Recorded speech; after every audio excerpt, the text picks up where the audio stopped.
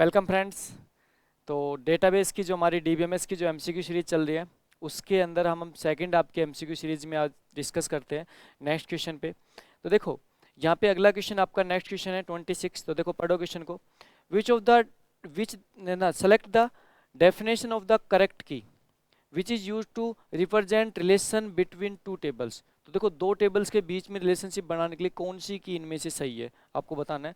तो देखो बहुत ही इजी कंसेप्ट आपको ध्यान रखना है कि टेबल्स के बीच में रिलेशनशिप बनाने के लिए हमारी जो की होती है वो कौन सी होती है, हमारी फॉरेन की होती है। तो देखो फॉरेन की होती है वो टेबल्स के बीच में क्या बनाती है, रिलेशनशिप बनाती है। अगर मैं बाकी की बात करूँ जैसे प्राइमरी की होती है, तो प्राइमरी की क्या होती है, प्राइमरी की एक कैंडिडेट की होती है जिसकी फील्ड वैल्यू कभी भी नल नहीं होती है। तो फील्ड वैल्यू कभी भी नल नहीं होती है, मतलब नॉट नल। ठीक है। अगर मैं बात करूँ सुपर की, तो सुपर की क्या होती है, सुपर की एक या एक से ज्यादा एट्रीब्यूट का सेट होती है जो टेबल के रिकॉर्ड को यूनिकली आइडेंटिफाई करती है। अच्छा, सुपर की में एट्रीब्यूट के मिनिमम होने की कोई गारंटी नहीं है। आप कितने भी एट्रीब्यूट ले सकते हो, बस आपको टेबल का रिकॉर्ड को यूनिकली आइडेंटिफाई करना है। फॉरेन की क्या होती है, फॉरेन की क्या होती है, रेफर करती है। देखो रेफरेंसशिप ये क्या करती है, रेफरेंसशिप मतलब रिलेशनशिप बनाने का काम आती है। तो फॉरेन की रेफरेंस करती है टेबल्स को, या तो दूसरी टेबल को या स्वयं की टेबल को, और उसके द्वारा ये क्या बनाती है, रिलेशनशिप बनाती है टेबल्स के बीच में। ठीक है। अगर मैं बात करूँ कैंडिडेट की, तो देखो कैंडिडेट की क्या होती है, कैंडिडेट की एक ऐसी की होती है जो कि मिनिमम सेट ऑफ एट्रीब्यूट से मिलकर बनती है। देखो यहाँ पे ध्यान रखना, मिनिमम का बहुत यहाँ पे इंपॉर्टेंट क्राइटेरिया मिनिमम का। तो आपको सबसे इंपॉर्टेंट इसका क्राइटेरिया वो मिनिमम का है। तो यहाँ पे मिनिमम सेट्स ऑफ एट्रीब्यूट होने चाहिए, ये जरूरी है। आपके मिनिमम सेट्स ऑफ एट्रीब्यूट होने चाहिए, ये इसकी इंपॉर्टेंट प्रॉपर्टी है जो कि टेबल के रिकॉर्ड को यूनिकली आइडेंटिफाई करती है। ओके। उसके बाद नेक्स्ट कंसेप्ट देखो। तो नेक्स्ट कंसेप्ट आता है which of the following is the full form of NTFS. देखो एनटीएफएस की फुल फॉर्म क्या होती है, तो देखो समझो। तो एनटीएफएस क्या होता है, ये फाइल जो आपकी फाइल सिस्टम होता है, जैसे आपका जैसे ओएस होता है, तो ओएस में जो फाइल सिस्टम को मैनेज करता है उसके लिए काम में ले जाता है। तो जैसे इसके अलावा एक आपका फैट होता है, एनटीएफएस होता है। तो एनटीएफएस होता है न्यू टेक्नोलॉजी फाइल सिस्टम। तो यहाँ पे देखो कौन सा ऑप्शन राइट है, न्यू टेक्नोलॉजी फाइल सिस्टम। तो कौन सा है, C is the right answer ना, न्यू टेक्नोलॉजी फाइल सिस्टम। एक इसके अलावा होता है फैट भी होता है, इसके अलावा एक आता है फैट होता है। ठीक है। फैट होता है, तो फैट क्या होता है, फाइल अलोकेशन टेबल। तो आपको इसका भी ध्यान रखना है, फैट क्या होता है, file allocation file allocation table होता है। ठीक है। और एनटीएफएस क्या होता है, न्यू टेक्नोलॉजी फाइल सिस्टम होता है। ठीक है। तो ओएस के अंदर जो आपका जो भी आपकी फाइल होती है उनको मैनेज करने की जो टेक्निक्स होती है वो उसके लिए हम यूज करते हैं एनटीएफएस को। ओके। ओके नेक्स्ट देखो यहाँ पे, देखो नेक्स्ट कंसेप्ट देखो। देखो यहाँ पे नेक्स्ट कंसेप्ट आपका बेस्ड है। अगर मैं नेक्स्ट कंसेप्ट बात करूँ, तो नेक्स्ट कंसेप्ट आपका बेस्ड है यहाँ पे कि आपको एक कोई भी एक एसक्यूएल की देखो क्यूरी दी गई है, और एसक्यूएल की क्यूरी की बेस्ड पे आपसे कुछ ऑप्शन देकर आपसे पूछ रहे हैं कि इसमें से कौन सा ऑप्शन सही है। ठीक है। अब देखो यहाँ पे एसक्यूएल की जो क्यूरी है उसको सबसे पहले पढ़ो। तो select name comma course ID. ठीक है, नाम और कोर्स आईडी को डिस्प्ले करना है फ्रॉम इंस्ट्रक्शन और टीचर। देखो यहाँ पे दो टेबल दी गई, इंस्ट्रक्शन टीचर। तो देखो ध्यान रखना, जब भी आपकी दो टेबल दी गई है इसका मतलब कार्टेशियन प्रोडक्ट। इसका मतलब क्या हो रहा है कि दोनों टेबल्स का क्रॉस प्रोडक्ट हो रहा है, कार्टेशियन प्रोडक्ट यहाँ पे काम कर रहा है। इसका मतलब होता है दोनों टेबल की ज्वाइन हो रही है। यहाँ पे ज्वाइन काम कर रहा है, ज्वाइन कैसे काम कर रहा है, ज्वाइन कैसे काम कर रहा है, कार्टेशियन प्रोडक्ट है ना, कार्टेशियन प्रोडक्ट से काम कर रहा है। अच्छा, अब देखो ये जो कार्टेशियन प्रोडक्ट होगा इसमें दोनों टेबल क्या होगा, क्रॉस प्रोडक्ट होगा। अच्छा, उसके बाद क्या कर रहा है, where instructor dot I D equal to teacher dot I D. इसका मतलब है दोनों टेबल में कॉलम, एक कॉलम है वो कॉमन है, और उस कॉलम के बेस पे हम कंडीशन लगा रहे हैं। तो देखो ये जो आपका कंसेप्ट है सेम आपका नेचुरल ज्वाइन का कंसेप्ट है। तो ये आपका नेचुरल ज्वाइन का ही कंसेप्ट है। तो नेचुरल ज्वाइन के लिए मैं डायरेक्ट में लिख सकता हूँ कि सेलेक्ट नेम। तो आपसे पूछ रहे हैं इनमें से कौन सा राइट क्यूरी है, तो ये पहला क्यूरी दिया है select course name from instructor join teacher. नहीं, ये नहीं है। देखो क्यों, क्योंकि यहाँ पे क्या है, सिर्फ कोर्स आईडी दिया, आपको क्या चाहिए, नाम भी चाहिए। Select name course ID from instructor, नहीं, इससे भी नहीं होगा। Select name course ID from instructor natural join teacher. देखो ध्यान रखना, नेचुरल, ये जो कंसेप्ट है आपका सेम नेचुरल ज्वाइन जैसा है, क्योंकि नेचुरल ज्वाइन में क्या करते हैं, सेम टास्क करते हैं। तो ये जो सेम टास्क है, ये जो हमने ये जो टास्क लिखे नीचे instructor dot I D equal to teacher dot I D, इसको हम नेचुरल ज्वाइन, इसको डायरेक्टली हम लिख सकते हैं नेचुरल ज्वाइन। तो नेचुरल ज्वाइन का भी काम यही होता है, नेचुरल ज्वाइन का काम ये होता है। तो ऑप्शन क्या हो जाए, सी इज द राइट आंसर। ठीक है। तो आपको ध्यान रखना, ये जो आपका कंसेप्ट है ज्वाइनिंग का कंसेप्ट है, और ज्वाइनिंग में आपका इस टाइप का जो कंसेप्ट होता है नेचुरल ज्वाइन को डिनोट करता है, ये नेचुरल ज्वाइनिंग होती है। ठीक है, तो नेचुरल ज्वाइन को आप ऐसे भी लिख सकते हो, या आप डायरेक्टली आप ज्वाइन के कंसेप्ट से लिख सकते हो, या फिर आप ऐसे प्रोसेस से लिख सकते हो। ये जो प्रोसेस है नेचुरल ज्वाइन को ही फॉलो करता है। ठीक है, तो ये आपका होता है, ये सेम आपका नेचुरल ज्वाइन जैसे होता है। ओके, नेक्स्ट देखो यहाँ पे, देखो नेक्स्ट क्वेश्चन की बात करें तो नेक्स्ट क्वेश्चन आपको ये कह रहा है कि what is the difference view to to present a table. Table को प्रेजेंट करने के लिए कौन कौन से डिफरेंट व्यू होते हैं। तो देखो ध्यान रखना, टेबल को प्रेजेंट करने के लिए हमारा डिजाइन व्यू भी होता है, हमारा क्या होता है, हमारा पाइवेट व्यू भी होता है। ठीक है, हमारा क्या होता है, डेटा शीट व्यू भी होता है, सारे के सारे व्यू होते हैं। ठीक है, सारे के सारे व्यू होते हैं हमारे टेबल्स के लिए प्रेजेंट, सारे के सारे व्यू प्रेजेंट होते हैं। तो ये आपका जो जनरल क्वेश्चन है, ये आपका जो ऑफिस का पार्ट आता है, एमएस ऑफिस का पार्ट आता है, उसके द्वारा आपको डिफाइन किए जाते हैं क्वेश्चन।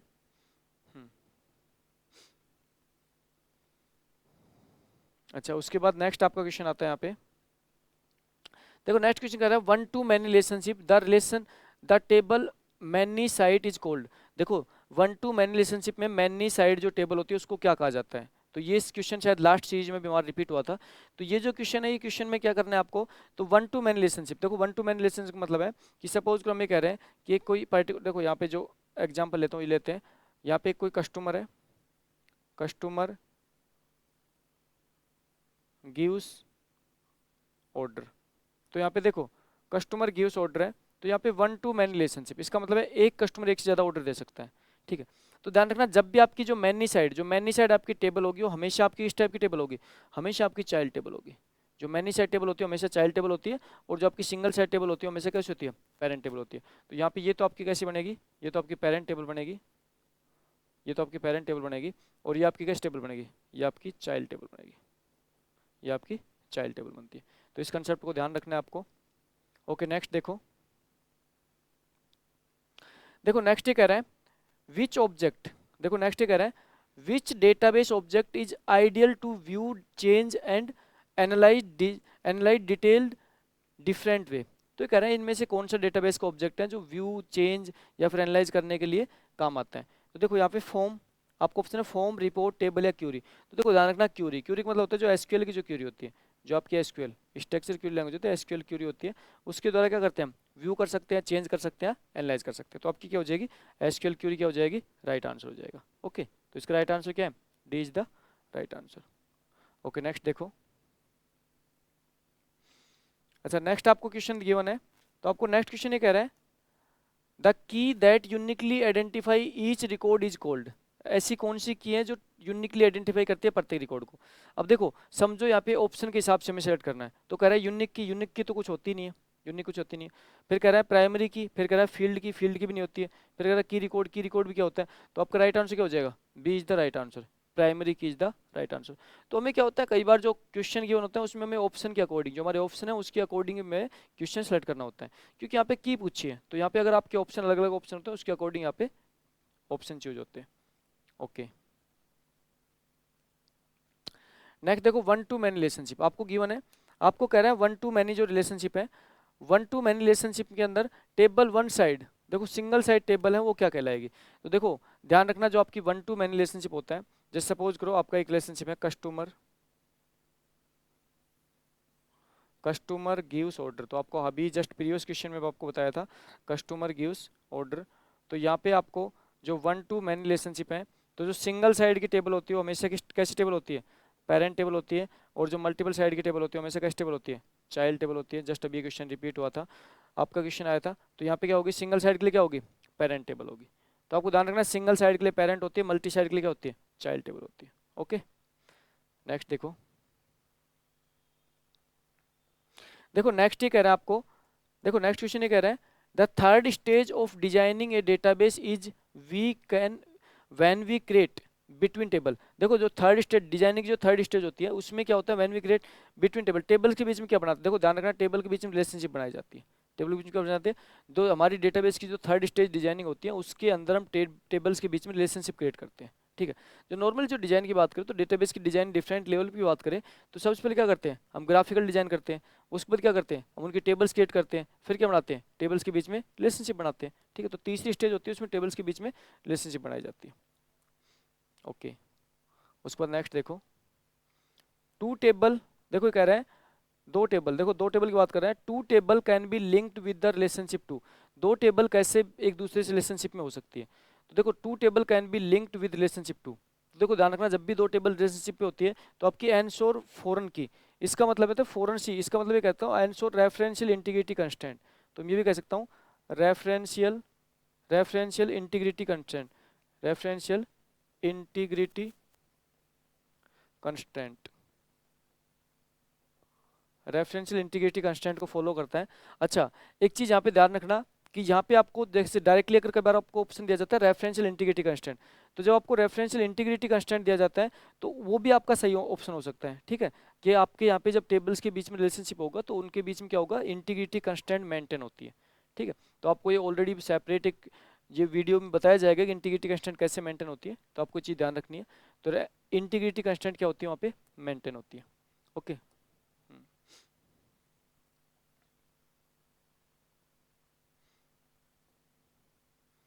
अच्छा, यहाँ पे देखो, विच of the following is not a database model, इनमें से डेटाबेस मॉडल नहीं है। अब वो relational database model, object oriented database model, network database model, all of the above database model. तो देखो आपको पता है जो रिलेशनल डेटाबेस होता है वो भी डेटाबेस मॉडल होता है, ऑब्जेक्ट ओरिएंटेड डेटाबेस मॉडल भी होता है, नेटवर्क डेटाबेस मॉडल भी होता है, सारे के सारे क्या है, डेटाबेस मॉडल है। तो सारे के सारे डेटाबेस मॉडल है, ठीक है। तो इसमें राइट आंसर का हो जाएगा, D is the right answer, ठीक है। अच्छा, उसके बाद नेक्स्ट क्वेश्चन देखो, देखो नेक्स्ट क्वेश्चन ये कह रहा है, समझो, देखो नेक्स्ट क्वेश्चन क्या रहा है, which of the following is generally used to perform task like create the structure of the relation, delete relation। तो देखो रिलेशन का स्ट्रक्चर क्रिएट करना, तो यहाँ पे रिलेशन क्या कर, देखो रिलेशन की मतलब होता है टेबल, या रिलेशन मतलब होता है टेबल, टेबल का स्ट्रक्चर क्रिएट करना, या फिर टेबल को, रिलेशन को डिलीट करना, या फिर टेबल को डिलीट करना, जो हमारी टेबल होती है उस टेबल को डिलीट करना। तो देखो टेबल का स्ट्रक्चर क्रिएट करने के लिए, टेबल को डिलीट करने के लिए जो हम लैंग्वेज का यूज करते हैं एसक्यूएल में, वो होती है हमारी डेटा डेफिनेशन लैंग्वेज। तो ध्यान रखना यहाँ पे अगर मैं बात करूँ तो यहाँ पे आपकी होती है data definition language. Data definition language क्या करती है, हमारे डेटा डेफिनेशन लैंग्वेज के द्वारा हम स्ट्रक्चर को क्रिएट करते हैं या फिर हम स्ट्रक्चर को मॉडिफाई करते हैं, ठीक है। तो यहाँ पे हमारी कमांड आती है कौन सी, जैसे अगर कमांड की बात करूँ डीडीएल की, तो कौन कौन सी कमांड आती है डीडीएल में, हमारी आती है क्रिएट, देखो एक तो कमांड आती है क्रिएट, यहाँ पे क्रिएट कमांड आती है, एक इसके अलावा अल्टर कमांड आती है यहाँ पे, एक ड्रॉप कमांड होती है यहाँ पे, और एक साथ में कौन सी आती है, ट्रंकेट कमांड होती है। तो यहाँ पे क्या किया जाता है, हमारी जो स्कीमा को क्रिएट करने के लिए जो हमारी लैंग्वेज होती है डेटा डेफिनेशन लैंग्वेज, ठीक है। उसके अलावा डेटा मैनिपुलेशन लैंग्वेज, तो देखो डेटा मैनिपुलेशन लैंग्वेज का मतलब होता है मैनिपुलेट करना। अब मैनिपुलेट कैसे कर सकते हैं, इंसर्ट कर सकते हैं, इंसर्ट कर सकते हैं, अपडेट कर सकते हैं, इंसर्ट अपडेट और डिलीट कर सकते हैं, मैनिपुलेट करना। इसके साथ एक सेलेक्ट कमांड को भी यूज किया जाता है। डेटा रिलेशनल स्कीमा, स्कीमा क्या होती है, ओवरऑल डेटाबेस डिजाइन होता है स्कीमा, ठीक है। तो D is the right answer. Okay, next question देखो, देखो नेक्स्ट क्वेश्चन ये कह रहा है आपको, which of the which of the following provide the ability to query information from database and insert tuple into tuple, delete tuple from and modify tuple in the database. ये कह रहे हैं tuple, देखो यहाँ पे टपल क्या होता है समझो पहले, देखो टपल का मतलब होता है यहाँ पे रिकॉर्ड, टपल मतलब रिकॉर्ड्स, या फिर मैं कह सकता हूँ रो। तो हमारा जो रो होती है, जो रिकॉर्ड्स होती हैं, रोज होती हैं, जो रिकॉर्ड्स होती हैं, जो टपल्स होती है, सारी की सारी क्या होती है, एक ही होती है, ठीक है। अभी कह रहे हैं जब पर्टिकुलर रिकॉर्ड को इंसर्ट करना, डिलीट करना, अपडेट करना किसके द्वारा किया जाता है, तो देखो आपको पता है कि आपकी जो डेटा मैनिपुलेशन लैंग्वेज होती है, जो डीएमएल होती है, डेटा मैनिपुलेशन लैंग्वेज होती है, डीएमएल होती है, वो उसका काम क्या होता है, इंसर्ट अपडेट डिलीट का। डेटा डेफिनेशन लैंग्वेज काम क्या होता है, स्कीमा को क्रिएट करना, इसके लिए क्या होता है, क्रिएट, अल्टर, ड्रॉप और ट्रंकेट, ठीक है। तो अगर आपकी बात करें मैनिपुलेशन, तो मैनिपुलेशन क्या होती है, C is the right answer, data manipulation language, ठीक है। ओके, नेक्स्ट देखो, देखो नेक्स्ट आपको एक एसक्यूएल क्यूरी दी गई है, ठीक है। उस एसक्यूएल क्यूरी को देखो, समझो यहाँ पे कंसेप्ट, अच्छा कंसेप्ट है। एसक्यूएल क्यूरी दी गई है, read the SQL query carefully, select employee name, यहाँ पे एम्प्लॉय का नेम सेलेक्ट करना है, फ्रॉम डिपार्टमेंट, डिपार्टमेंट एक टेबल है, वेयर डिपार्टमेंट लाइक, देखो यहाँ पे लाइक कमांड का यूज किया गया। लाइक कमांड का यूज कैसे किया गया, लाइक के यहाँ पे कुछ आपको ऑप्शन को फिल करना है और उसके बाद में लास्ट दे रखा कंप्यूटर साइंस, ठीक है। अब देखो आपको ऑप्शन में फिल किस हिसाब से करना है उसको उसको समझो। देखो ये कह रहा है, in the above query which of the following can be replaced in the query blank portion to select the drop table, to select the department table that also content computer science is as it ending। अच्छा, ये कह रहा है कि जो department जो table है उसके अंदर जो कंप्यूटर साइंस जहाँ पे एक डिपार्टमेंट का नेम है कंप्यूटर साइंस, तो ये कह रहा है कंप्यूटर साइंस एंड में होना चाहिए, कंप्यूटर साइंस एंड में होना चाहिए, आगे चाहे कुछ भी हो सकता है, ठीक है। जो डिपार्टमेंट नेम है उसमें कंप्यूटर साइंस एंड में होना चाहिए, आगे कुछ भी हो सकता है। तो हम यहाँ से कौन से सिंबल को रिप्लेस कर सकते हैं? तो देखो ध्यान रखना, यहाँ पे एक सिंबल होता है किसका? परसेंटेज का। यहाँ पे क्या सिंबल होता है? परसेंटेज का। तो परसेंटेज ये कहता है कि लाइक कमांड के साथ परसेंटेज ये कहता है कि आगे आपका कुछ भी हो सकता है, पीछे लास्ट में आपका एंड किससे होना चाहिए? कंप्यूटर साइंस से आपका एंड होना चाहिए। तो वो सारे के सारे जो आपका रिजल्ट्स के रूप में शो हो जाएगी। तो देखो यहाँ पे लाइक कमांड आपकी बहुत इंपॉर्टेंट कमांड है, और लाइक कमांड के लिए देखो जो लाइक कमांड होती है स्ट्रिंग कंपेरिजन काम आती है, बहुत इंपॉर्टेंट कमांड है। तो लाइक कमांड में सपोज करो कि हम अगर परसेंटेज को आगे लगाते हैं और एंड में सपोज करो मैंने ये लगा दिया, यादव लगा दिया, तो इसका मतलब है नाम किससे एंड होना चाहिए? यादव से एंड होना चाहिए। मैंने स्टार्टिंग क्या लगा दिया? सुनील लगा दिया, और उसके बाद क्या लगा दिया? परसेंट लगा दिया। इसका मतलब नाम स्टार्ट सुनील से होना चाहिए, आगे कुछ भी हो सकता है। मैंने क्या लगा दिया? स्टार्ट में परसेंट लगा दिया, और बीच में क्या लिख दिया? यादव लिख दिया, और एंड में परसेंटेज लगा दिया। इसका मतलब क्या होता है? इसका मतलब क्या होता है? यादव कहीं पे भी हो, यादव आपकी सब स्ट्रिंग होनी चाहिए। तो ये आपकी लाइक जो कमांड है, इसके ऊपर आपके कई बार क्वेश्चन पूछा जाता है। तो ये लाइक कमांड के जो क्वेश्चन है तो इस बेस्ड पे होते हैं आपके। तो यहाँ पे आपको ध्यान रखना है, परसेंटेज का मतलब होता है आगे कितने भी करेक्टर हो सकते हैं, 0 करेक्टर, 1 करेक्टर, मल्टीपल करेक्टर हो सकते हैं। तो यहाँ पे जो परसेंटेज है, यहाँ पे आगे क्या? 0, 0, 1 और मल्टीपल, यहाँ पे कोई भी करेक्टर हो सकते हैं, ठीक है। उसके बाद आपके क्या होना चाहिए? कंप्यूटर साइंस होना चाहिए, ठीक है। तो एंड किससे होना चाहिए? कंप्यूटर साइंस होना चाहिए, आगे आपके कुछ भी हो सकते हैं। तो किससे रिप्लेस करेंगे?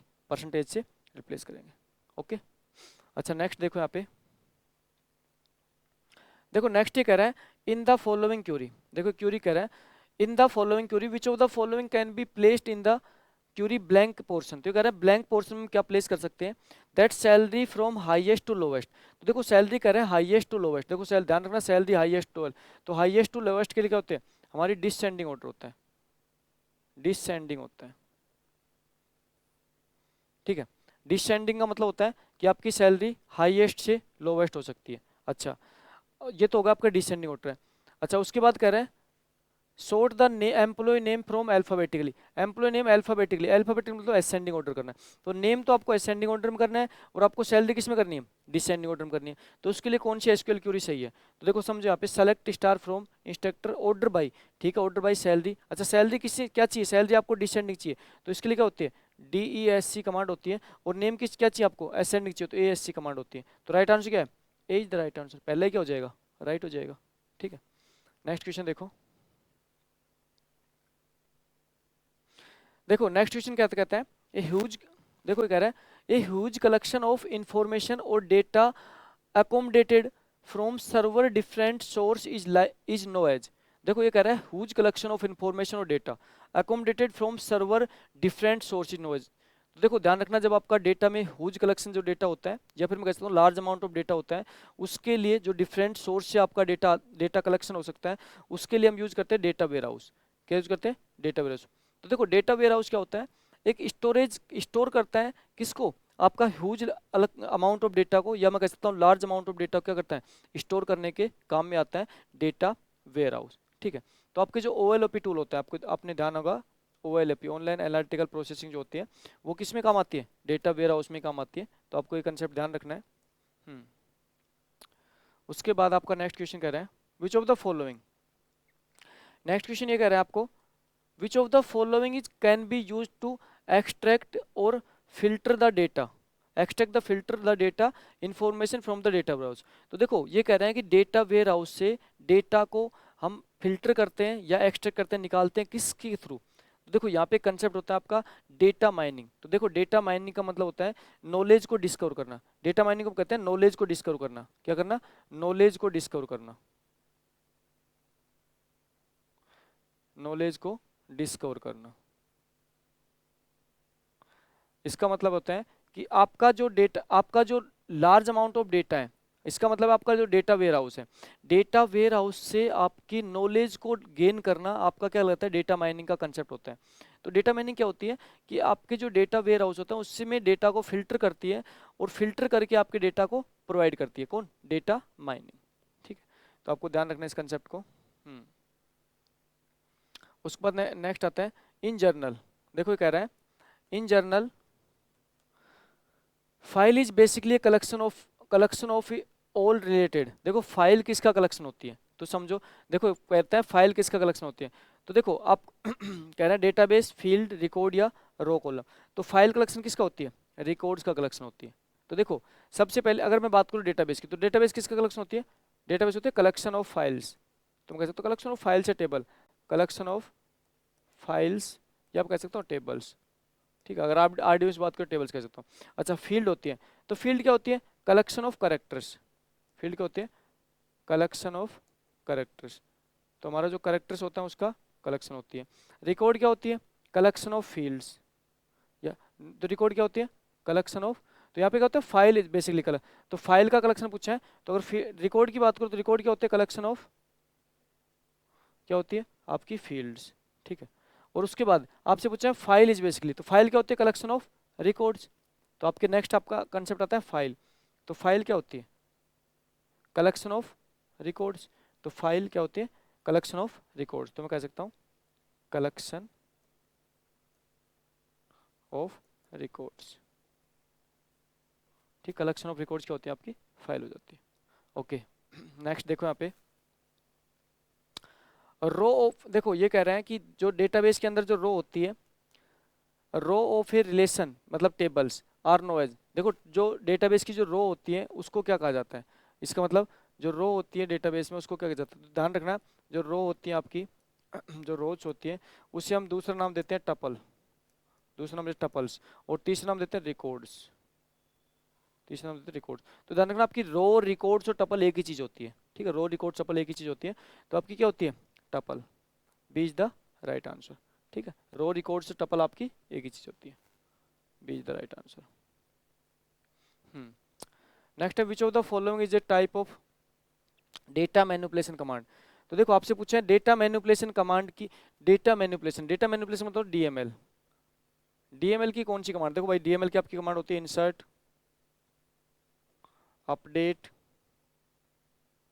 डिलीट, और इसके साथ में कई बार सेलेक्ट को भी रख लेते हैं। सेलेक्ट आपकी अगर मैं बात करूँ तो अलग से आपकी डेटा क्यूरी लैंग्वेज पार्ट होती है, लेकिन कई बार इसके साथ में आपकी बुक्स में काफ़ी जगह आपकी इसके साथ में दिया गया है। लेकिन अगर मेजर बात करूँ डीएमएल की, तो डीएमएल के लिए स्पेशल कमांड होती है इंसर्ट अपडेट डिलीट।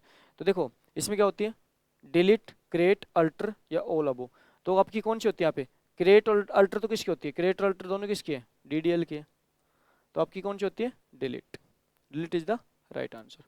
ठीक है, ओके नेक्स्ट देखो, देखो नेक्स्ट ये कह रहे हैं, नेक्स्ट ऑप्शन कह रहा है which of the following command is type of data definition language, आपको कह रहा है डेटा डेफिनेशन मतलब अगर डीडीएल की कौन सी कमांड है। तो देखो डीडीएल की कमांड की बात करूं तो डीडीएल कमांड कौन कौन सी होती है, क्रिएट कमांड होती है, डीडीएल कमांड क्रिएट, ऑल्टर होती है, क्रिएट अल्टर होती है, ड्रॉप होती है, और साथ में क्या होती है ट्रंकेट होती है।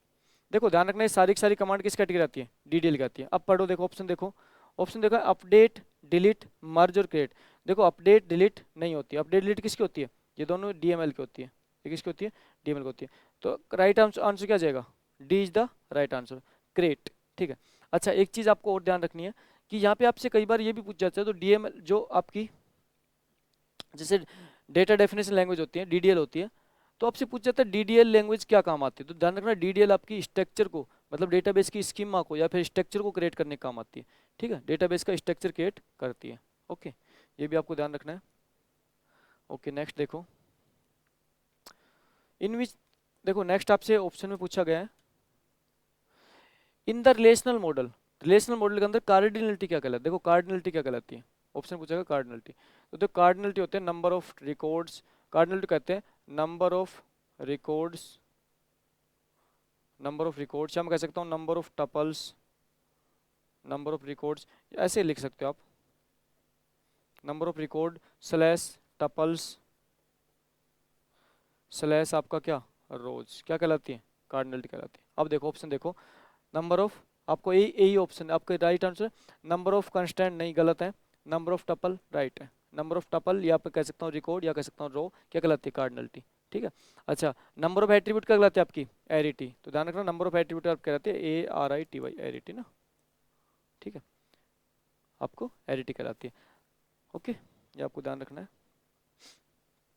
अच्छा नेक्स्ट ऑप्शन देखो, देखो नेक्स्ट आपको क्वेश्चन दिया गया है, देखो नेक्स्ट क्वेश्चन क्या दिया गया है आपको, DBMS language component which can be embedded in application program and in a program। तो ये कह रहा है कि जो आपका जो डीबीएमएस होता है इसमें कौन सा लैंग्वेज कंपोनेंट है जिसको एम्बेड किया जाता है किसके साथ, प्रोग्राम के साथ। तो देखो आपको ध्यान रखना एक चीज़, जो आपकी डीएमएल होती है, जो आपकी डेटा मैनिपुलेशन लैंग्वेज होती है, जो डीएमएल होती है उसको हम कमांड को एम्बेडेड करते हैं, डेटा मैनिपुलेशन लैंग्वेज को हम एम्बेडेड करते हैं, डीएमएल को हम एम्बेडेड किसके साथ करते हैं, जो हमारा प्रोग्राम होता है। अब जनरली आप समझो इसको, नॉर्मल एग्जांपल्स में आपको समझाता हूँ। जैसे सपोज करो कि आपने अभी अधनिष्ठ बोर्ड का एग्जाम फॉर्म फिल किया होगा, तो आपने जब एग्जाम फॉर्म फिल किया है तो आपके सामने जो ओपन हो रहा था उसको हम कहते हैं आपका एप्लीकेशन प्रोग्राम है, वो आपका एप्लीकेशन प्रोग्राम है। उस एप्लीकेशन प्रोग्राम के साथ में जो लैंग्वेज का, जो आपकी जो एसक्यूएल की जो लैंग्वेज होती है वो आपकी डीएमएल इंक्लूड है। कैसे इंक्लूड है, उसके अंदर एम्बेडेड की गई है डीएमएल को। कैसे कि आपने जब एप्लीकेशन फॉर्म फिल किया है तो इसका मतलब आपने डेटाबेस के अंदर एक नए रिकॉर्ड को इंसर्ट किया है। तो जो आप रिकॉर्ड को इंसर्ट करते हो तो इंसर्ट किसके अंदर आती है, डीएमएल के अंदर आती है। अब सपोज तो फॉर्म करेक्शन के लिए आपके पास ऑप्शन अगर आता है तो आप क्या करते हो, आपके फॉर्म को करेक्ट करते हो, करेक्शन करते हो कुछ, तो करेक्शन करने के लिए क्या करते हो, अपडेट करते हो। तो देखो ये सारी की सारी किस कैटेगरी में आती है, ये आपकी डीएमएल कैटेगरी में आती है। तो आपका जो एप्लीकेशन प्रोग्राम होता है उसके साथ डायरेक्टली जो एम्बेडेड होती है वो आपकी कौन सी होती है, डीएमएल होती है। ठीक है, तो आपको ध्यान रखना है।